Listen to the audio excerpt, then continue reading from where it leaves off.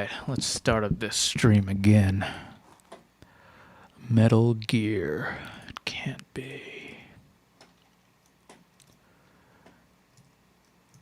All right, here you go. YouTube link in the chat. See you guys on that side.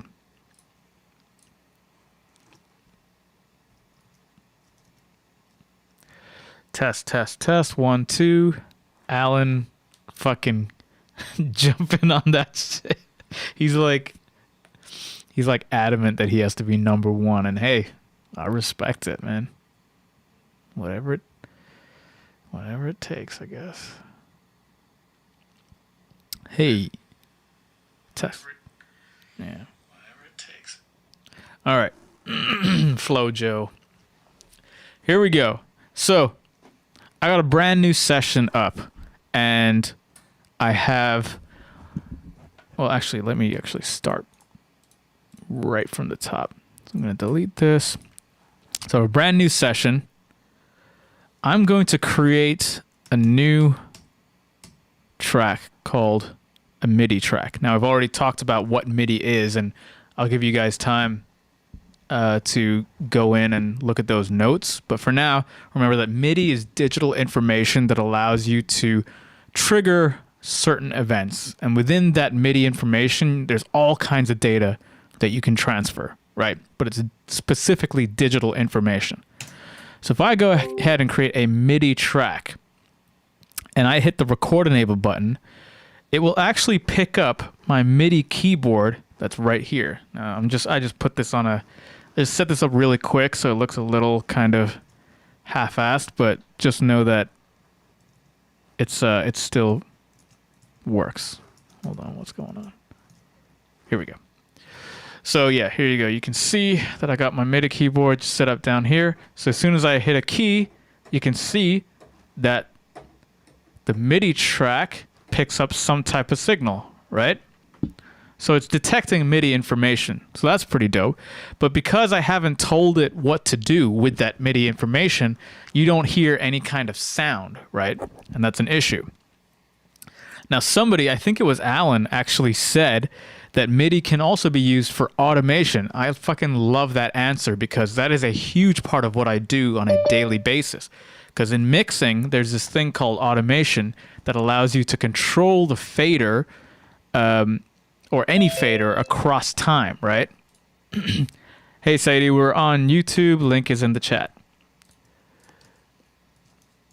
So what do I mean by that? We'll get into that more next week, but just know that you can move shit while a song is playing. But the cool thing is that I have a fader set up over here. You guys have probably seen me do this before. But you see right here, I have a little fader port set up. So as I move this down, you can see that the fader in Pro Tools moves as well, right? You can also pan left and right, right? You can also solo, you can also mute, right? You can also, I believe you can record enable on this. Where is that? ARM, right? So you get the idea, right? It's really cool what you can do with digital information. Very, very powerful tools at our fingertips, right? So now the question is, how do you record Midi, right? Very simple. You record enable just like you would in an audio track. You record just like you would in an audio track, and then you play, right? So you can see that if I hit the key short, like for a very short period of time, the Midi data is very short.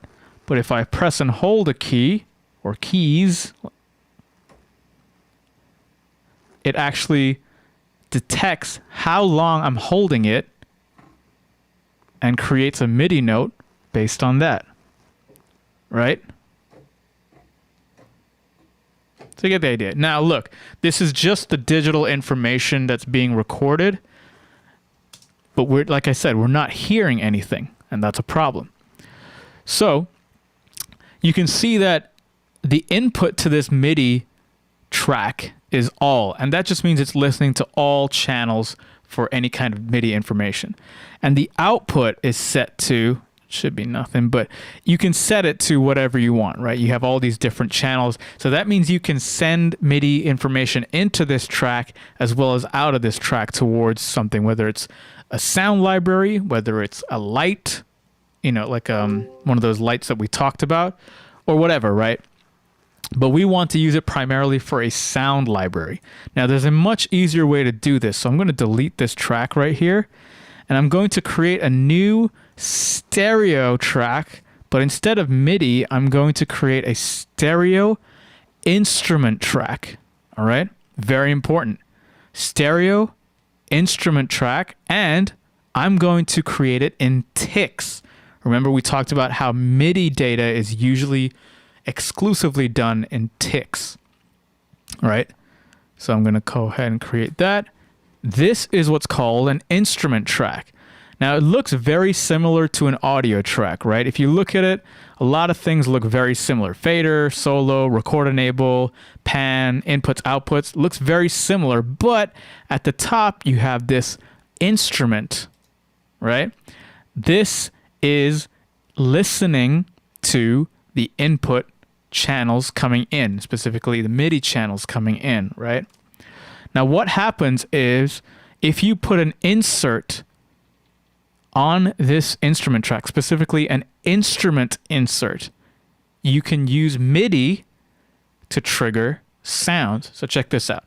I go to my insert on this track, instrument track, go to multi-channel plugin because I don't want multi-mono right now. Go to instrument, choose a instrument of my choice. I'm going to choose Expand 2 because that's standard Pro Tools instrument, so everybody should have it. If not, the school should have it. Boom. This is Expand 2. Last step, hit record enable on this track, hit some keys, and you get some sound, right? Beautiful. Now, right from the top, you can see that this is a virtual instrument. So obviously that should make sense, but it accepts MIDI data, and depending on what I play, how I play it, how long I play it, it will trigger a certain sound, right? So let's say that I wanted to change the sound, because right now it's like a pad.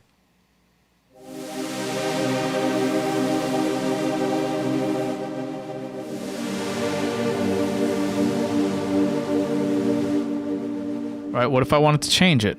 Well, I can change the plugin if I want to. So if I click on this, I can go to any other instrument that I want. Or in the virtual instrument, this is again Pro Tools stock, you can click on this little slot over here, the A slot, and you can see that you've got a whole ton of different sounds to choose from.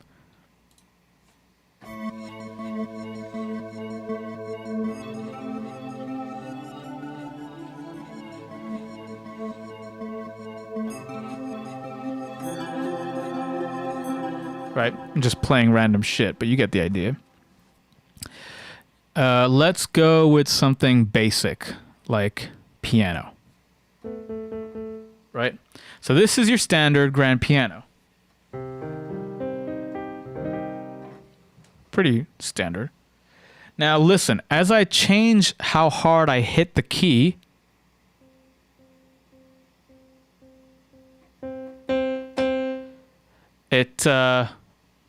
somebody got 2,000 subs. I don't know what that's about. So as I change the intensity of how I press the key, listen to how the sound changes, right? So check this out.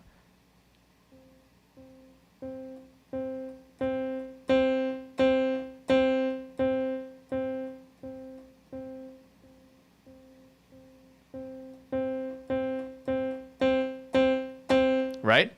So yes, the volume is changing, but it's not just the volume that's changing. The intensity with which the key is hit is relating to a change in the actual tone of the instrument, right? This is called velocity, right? Velocity is basically how hard are you pressing the keys down. Because when you play a real grand piano, there is a difference between when you play soft versus loud, not just in volume, but the tone actually changes. Same way with like a kick drum. If you hit it soft, it sounds kind of flabby, but if you hit it hard, it gets that punch factor, right?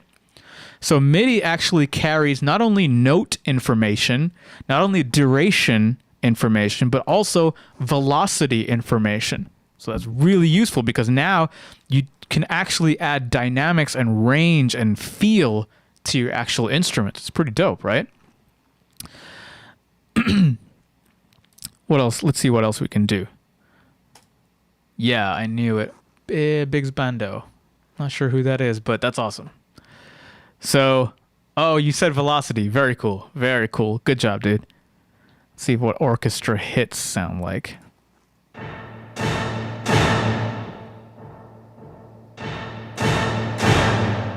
Right? You get the idea, right? Velocity is pretty dope that way. Let's go back to grand piano. Now here's something else you can use. Right on top, right? We get into this a little bit more in Ableton, but you have these certain terms: attack, decay, release, cutoff, envelope depth, and fine tune. So let's go over some of them. Attack is basically how fast does the sound reach its peak, reach its highest point when you hit the key. It's pretty fast, right? But what if I turn this all the way down? Pretty attacky. What if I turned it all the way up? See how it's missing that initial punch? That's because the attack is taking longer to get to the highest point, right? Fast attack is super punchy. Slow attack is super gradual, right? Decay is what happens when you let go. Pretty slow, a pretty fast decay, right? If I increase it, it might be a product of. So decay is the amount of time between the attack, the highest point, and the sustain. So you see how after some time, after the initial hit, it takes a second and then it comes back to this like neutral volume. Oh, this slightly softer level. Right? That's the decay. If I increase the decay, it takes longer to reach that normal level. Whereas if I do a super fast decay, maybe piano's not the best instrument. Release is when you let go of a key, what happens? So long release means when you let go, it takes a long time to reach zero. Fast release, as soon as I let go. So you've got attack, decay, sustain, and release. Those are your four ADSR things, ADSR envelopes, right? Attack is how long does it take for the sound to reach its highest point when a key is hit. Decay is how long does it take to reach its sustained value. Sustained level just basically means when you hold down a key, that level is the sustain level. And usually the sustain level is softer than the highest point. So attack to reach the highest point, decay, time taken to reach the sustain level, and then release is time taken for the level to go all the way to zero. Now we get a little bit more into this in Ableton, so I don't want to spend too much time on this now, but just know that you have some features here that allow you to fuck around with that in this plugin specifically. So some of the things that you can play with: a cutoff, which is really a cutoff frequency. So it's like a filter, right? You hear the full piano now. It's like a EQ has been applied on it, right? So what's happening is there's a low pass filter being applied, and the cutoff is determining how high the cutoff frequency is. Now you guys already know what a low pass filter is. It's basically this, right? This thing. So the cutoff is this point, and as you change it in the DAW, sorry, in the virtual instrument, it does this, right? As you move this cutoff to the left,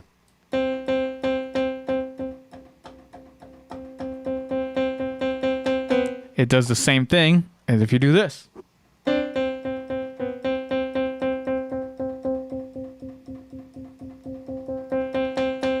Same thing, right?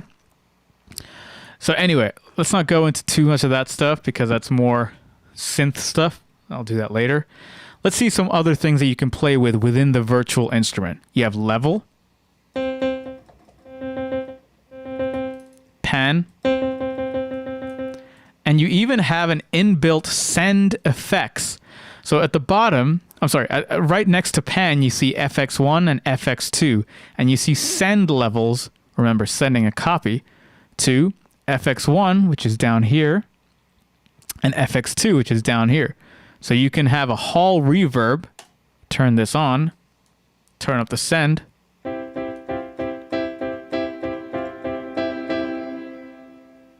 Pretty cool, right? So anyway, you can go into this and like get pretty crazy about what it can do, what it can't do, but let's actually start recording something. So how do you record a basic beat in Pro Tools, right? So let's start right from the top.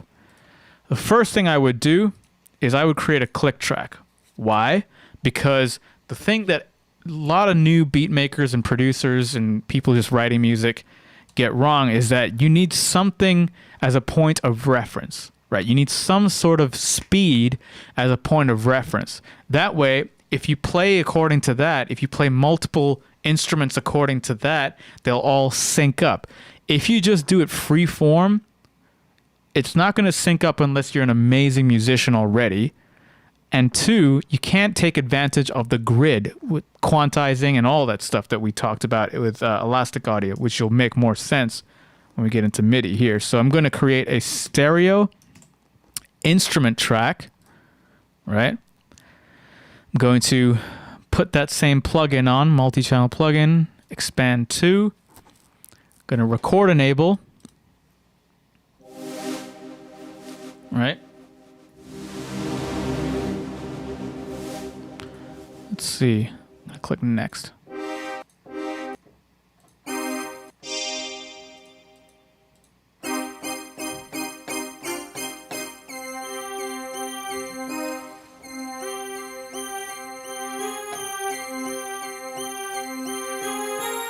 Let's just do something simple like that. And I'm going to go according to my metronome. So we need something way faster than that. So let's do 170.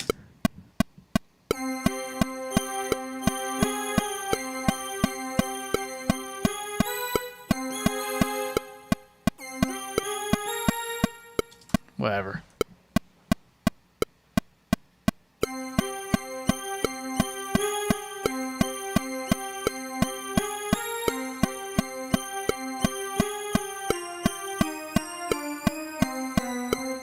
Right? Something really simple. So there you go. I recorded MIDI, and you can see that it's in a clip, and that the clip holds the MIDI data, right? Now here's the coolest part about MIDI. If you don't know anything about MIDI, this is the coolest part, is that if you take your grabber tool, right, and double click, you can open up the piano roll to see all your individual notes, right? The piano roll is the place where all your MIDI data gets stored, and at the bottom you see the velocities of all the notes that you played. So you can change velocity, you can change the actual note, right? Position, you can change it in time as well. Now if you want to hear the note as you press it, there's actually a preview button right up here in the piano roll. Where is it? Right here. Okay.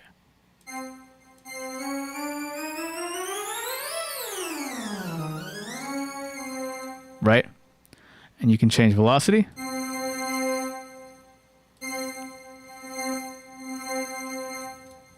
And you can even select multiple by clicking and dragging and moving. Right? So let's actually change this grid up here in the piano roll. If you click, let's change it to quarter notes. Oh, I'm sorry, right here. Sorry, grid is right here. Click and change it to quarter notes or eighth notes, because I think that's the smallest division of what I did. Now, so you see right there I made a mistake, right? One, I played this too loud and I hesitated, and it's off time too. You can see because it's a little late over here. So I can just click and drag this, and I can reduce the velocity at the bottom over here and make it sound more natural.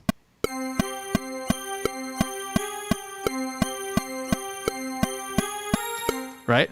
Now it's still a little bit off, right? And if you want to actually tighten up the tempo, or sorry, the speed, the playing, what you can do is you can highlight all the notes, go to event operations, quantize, the same like we did last time, but this time we're quantizing MIDI information.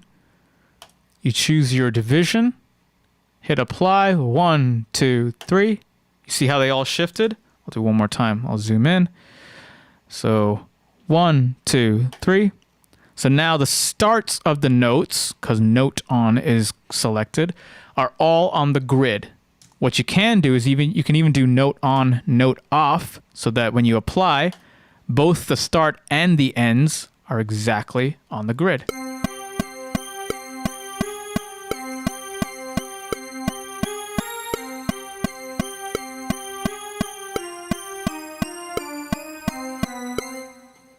Right? And you can even select and delete notes. Pretty cool, right? So there's a lot of cool things that you can do within the piano roll, but that's kind of your basic MIDI function. Now, the actual clip itself, you can use the grabber tool to click and drag it just like you would. You can use the trim tools to change the size, right? And that way we can actually get a perfect 8-bar loop, right? So there you go. That's a perfect 8-bar loop. And the whole Command D, everything else works. The fade ins and fade outs don't, because this is not audio information. This is MIDI data, right?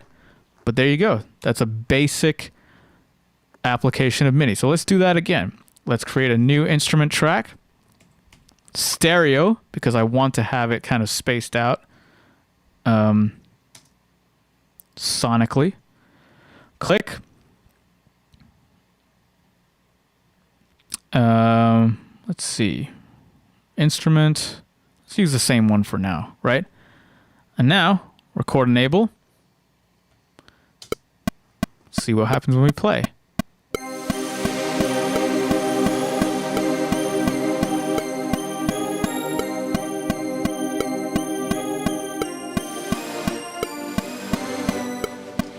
Right?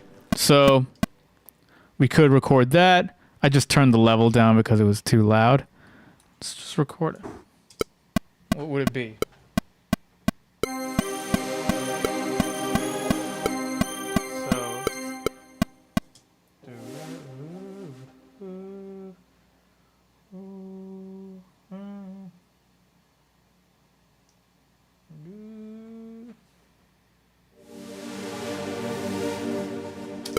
See what this is.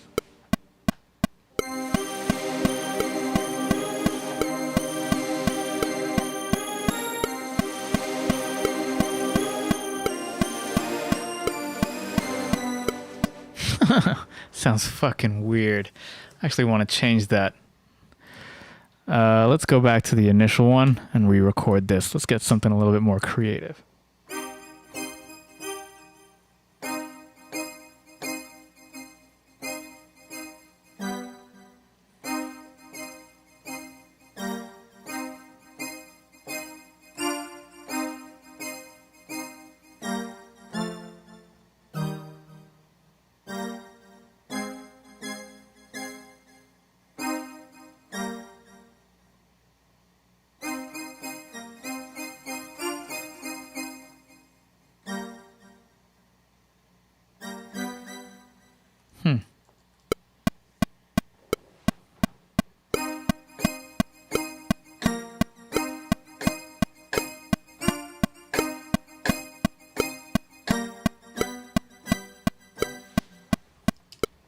Let's do that.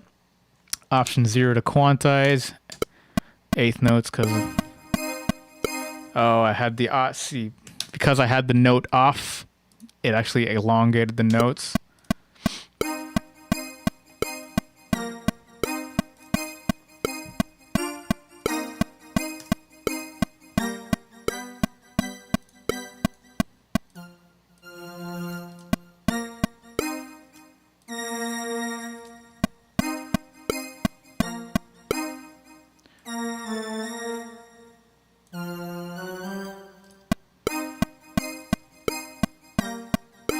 Whatever, right? Let's record and enable the other one.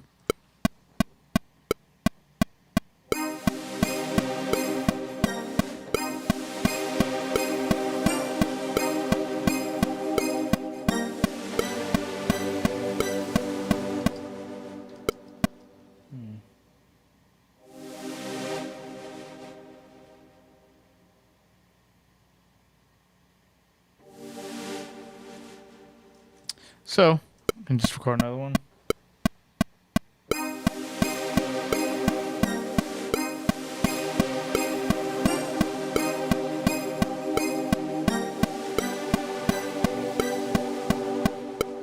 All right. So anyway, you get the idea, right? You can keep going on and on and on.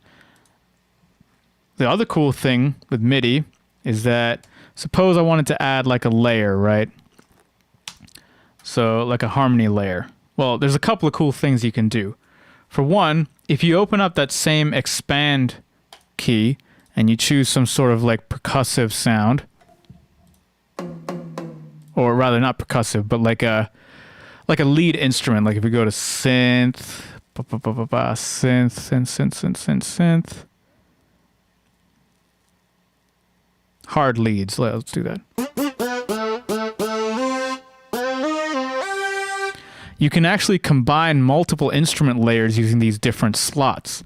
So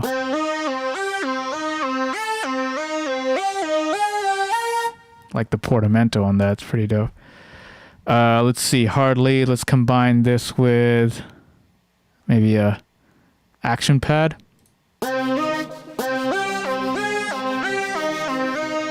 So then if you layer that,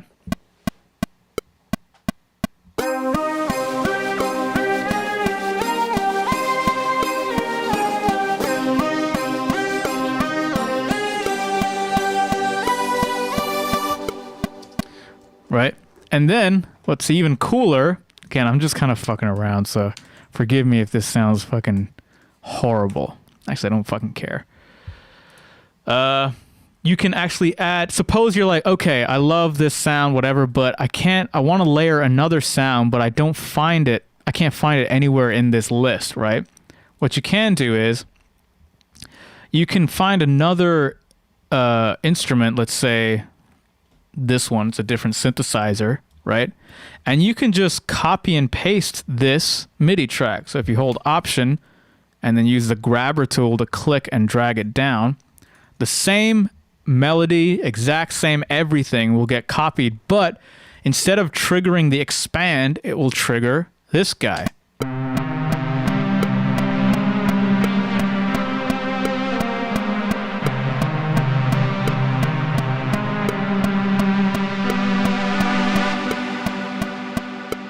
So then you can have both of them layered at the same time.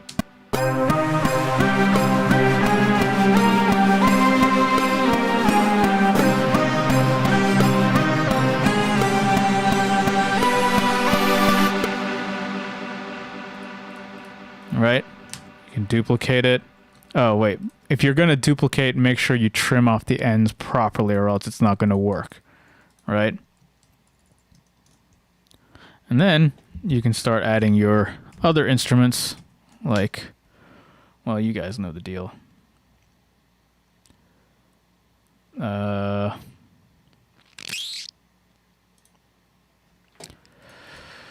bum bum bum bum bum bum.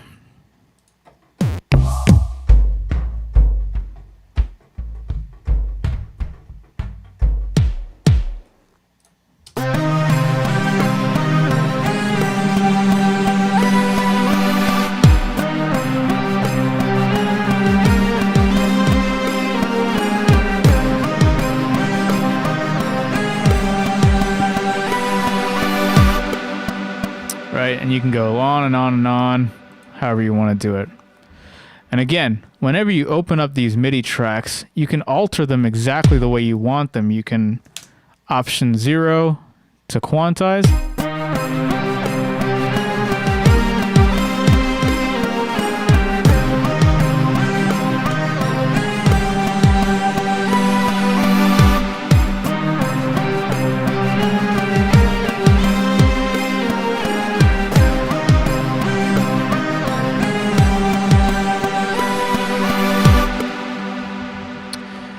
Now, here's another issue that you might be interested in. Suppose I wanted to add like a snare or hi-hats or something, right? How would I do that? Well, I can actually go in here and find another layer for snares. Let's say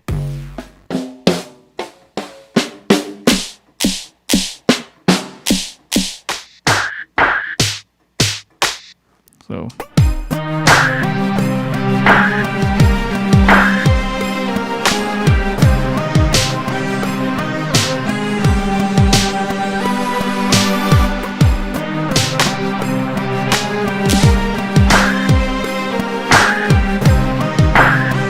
Like that. It's a very weird vibe.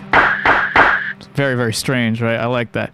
So here's what's going to happen. What happens if I record now? Right? So this is a particular preference called Midi Merge, right? And I already have that set up. But by default, what's going to happen if you record is this, right?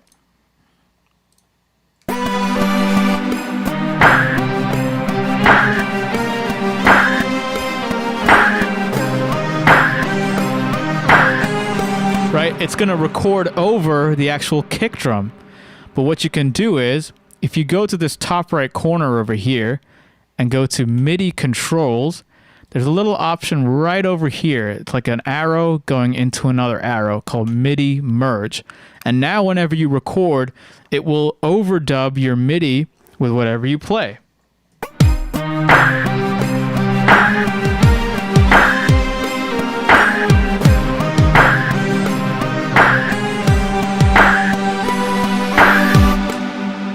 So this way you can actually start going through hi-hats and stuff like that, right? So if you go find hats.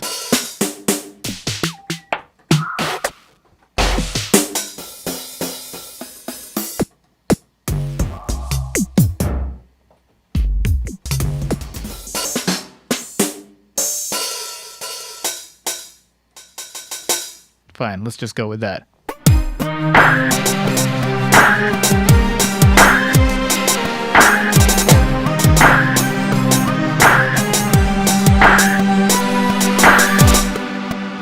Right? So this way with MIDI Merge, oh, why did I minimize that? With MIDI Merge, you can overdub your MIDI with multiple layers, and then you can quantize either all of it or selections of it, right? I just want to, this because the hi-hats were much more percussive and rhythmic, I need to go to a division that's smaller than an 1/8 note. So I'm going to go 16th notes. I'm going to hit apply and hope it worked. So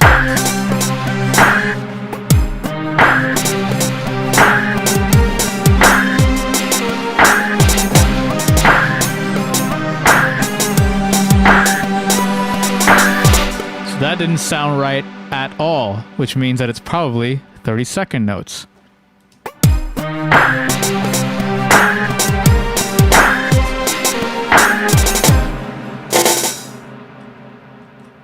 Or is it 64th notes? Maybe because of the tempo.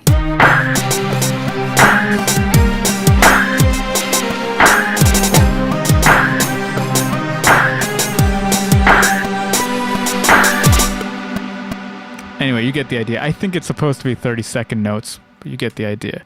So MIDI Merge is a great way to actually overdub.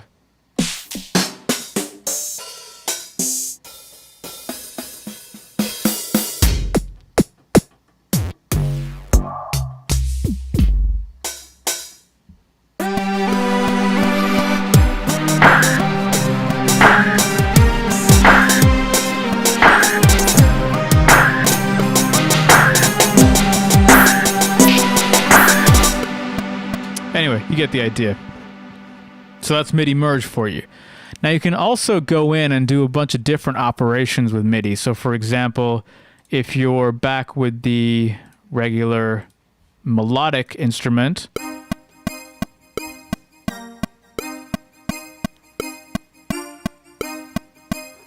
you can actually select any instrument or any notes that you want, go in, and oh yeah, so you can add swing to Quantize too as well, right? You can go to event operations, and you can go to transpose. So this way, you can actually transpose by an octave, right? If you set that, goes up one, right? You can transpose by pitch. So you can say start at, instead of starting at C3, start at A3. So if you ever need like to change the scale of a song, it's a really good way to do it. And obviously you can also transpose all notes so that they're all one thing. Now that's more for if you have like a bunch of notes that you accidentally played some notes by accident. Like you hit the key, you can transpose them all down. It's mainly for like kick drums, snare drums, all stuff like that, right? So you get the idea with transpose. Now one of the cool features is that, let's actually go back to this guy, right? Let's get rid of that hi-hat thing. So I'm gonna play something a lot simpler. And let's see how good I do, how well I stay on the grid. Probably not that good, but just curious.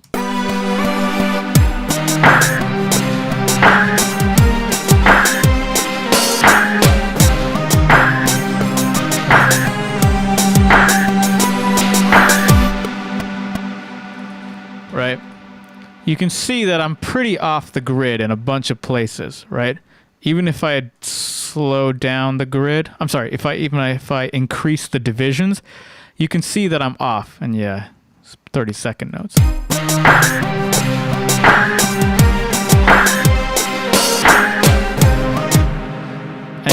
And just for simplicity, I'm going to play something way simpler.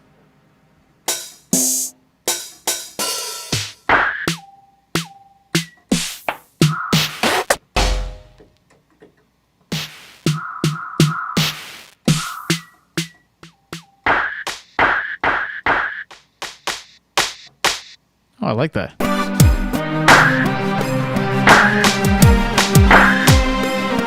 Yeah.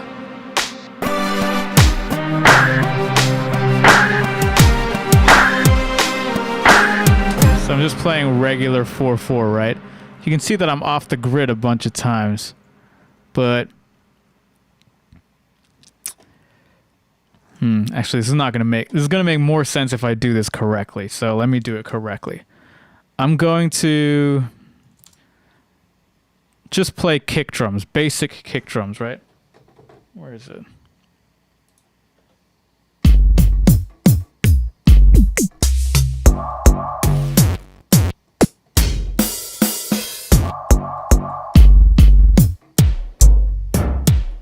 Let's just do these, right?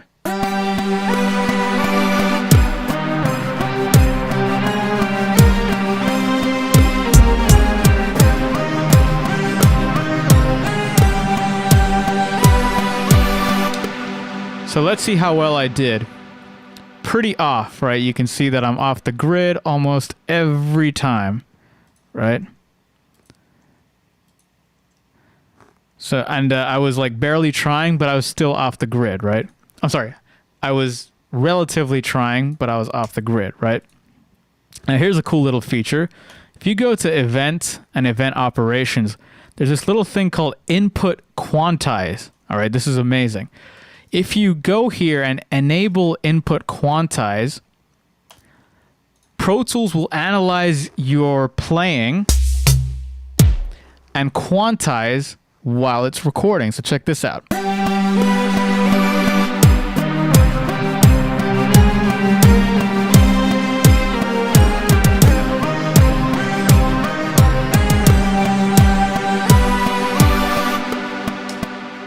Now, if we open up the piano roll, check it out. Dead on the grid, baby. And that's not me. That's Pro Tools. Well, me plus Pro Tools, right? Everything is on the grid because of input quantize. It's such a cool way to actually keep the creativeness going instead of always having to stop, quantize, go back, you know, it's like keep it moving. Love it.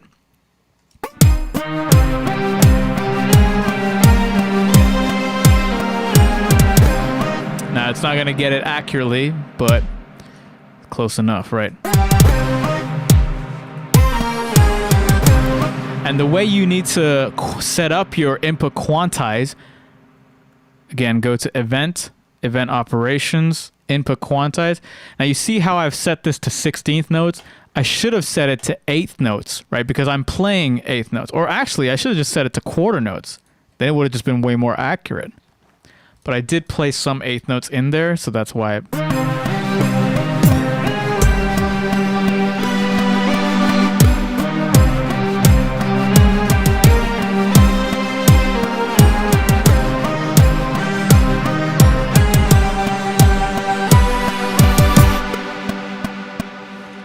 So now you can see basically everything is.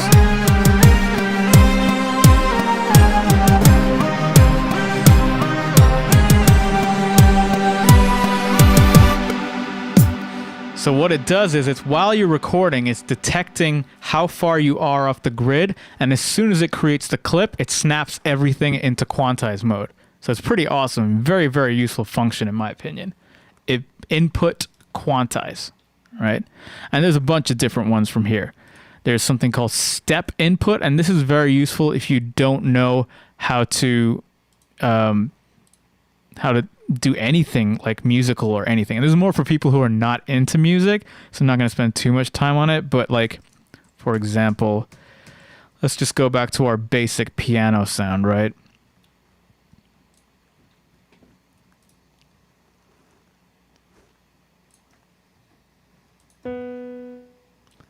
So if we go to our piano sound and if we right click anywhere on this track, you can open up the Midi editor, the piano roll, right? Now, what you can do is if you enable,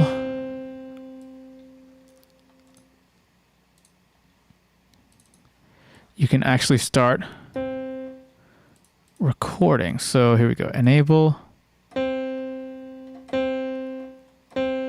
So I'm just pressing one key at a time, and it's saying, hey, this note needs to be a 8th note, and it needs to happen based on the note that I'm playing.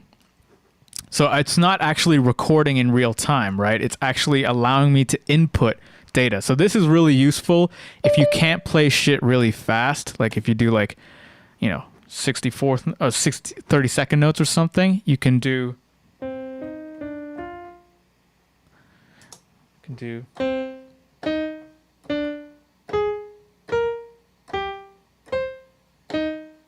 and then it sounds like, right? If you can't play that fast, you can program it that fast. So it's called step input, right? It's really, really useful. Let's see. You can also set the velocities. Like right now, they're all set to 64. If I did it, like set all of them to max velocity, I can do.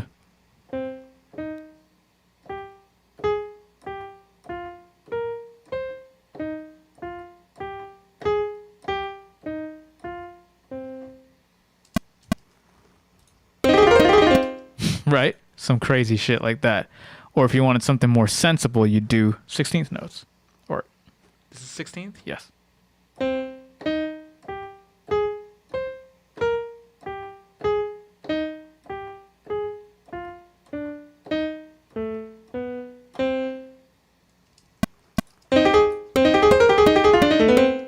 Right?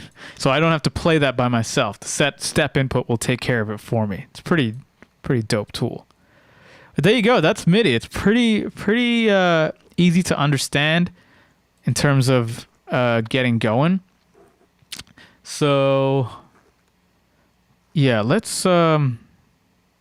And again, all the things with playlists apply here as well, right? You can save multiple playlists, the whole deal, right? New playlist, duplicate playlist, and then the MIDI merge is really what the best feature is, because you can either overwrite MIDI clips or you can overdub MIDI clips. Very, very useful. All right.